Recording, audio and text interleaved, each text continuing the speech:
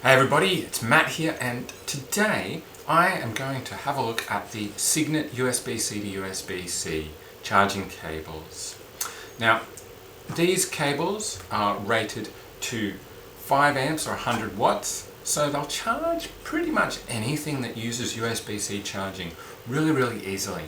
So that includes pretty much every MacBook now. It includes a lot of other new laptops. It also includes many cameras that are being released and an increasing number of mobile phones as well, and tablets. So most of your electronics these days can be charged using one of these cables. Just keep in mind that it's USB-C to USB-C, so there is no adapter included in this box. You need to have an adapter. Of course, you can also run multiple devices together, like using this to connect a camera or a phone to your laptop and charging it off of your laptop or off of a desktop machine, a battery, external battery, or anything else like a USB-C hub as well. Now, these cables are the armored model, and they're rated to 20,000 bends. So that's bending it at a 90-degree angle, and that makes them a really tough cable that's going to last you really well. And I don't know about you, but for me, I have a lot of trouble with phone charging cables splitting and breaking and falling apart, and the same goes for laptop charging cables. So it should last a lot better than the standard cables that come with most of those kinds of devices. Now, this is the 1 meter size, which is 3.5 feet. No, 3.3 feet. You can also get a shorter version of this. It's only 10 centimeters long. But in either case, a really important factor to be aware of when you're making this purchase is which file transfer speed version you are getting and what you're actually planning on using it for. There's two speed versions, USB 2 and USB 3.1.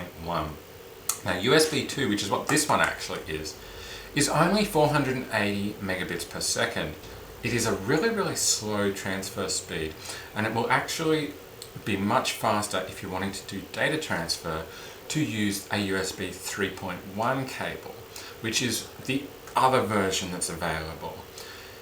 There is a price difference, yes, but the USB 3.1 cable will give you up to 10 gigabits per second of data transfer, which is way faster than the 480. And you'll really want to use the 3.1 cable to go to any docking stations or hubs or screens, like my new Philips Brilliance 316P screen that provides a full hub via USB-C. It runs the screen and plugs everything in, Ethernet and so on, all through a single cable to the laptop. For that, you really want the USB 3.1 with the 10 gigabits per second data transfer speed. Otherwise, if you're just wanting to use it for charging and maybe occasionally transferring some files or something like that, but really it's just a charge cable, then the USB 2 version is probably fine, and you'll save a few bucks by going with it.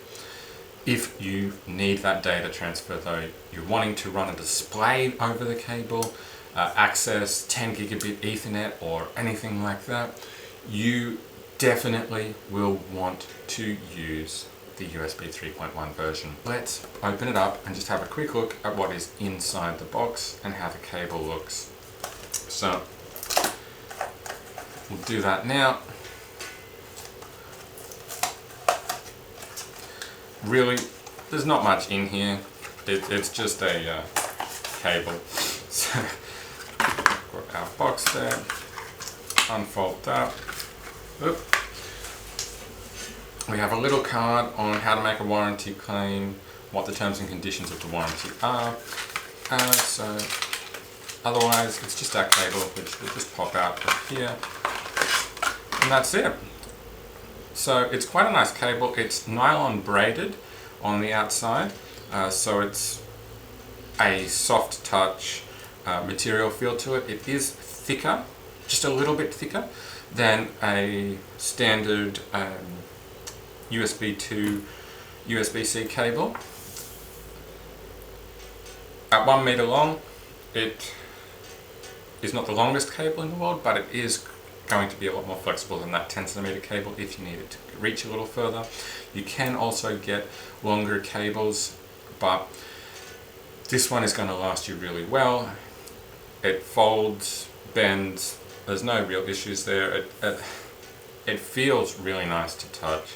So check that one out if you are looking for a good quality USB-C cable that's going to last you well and not break and split.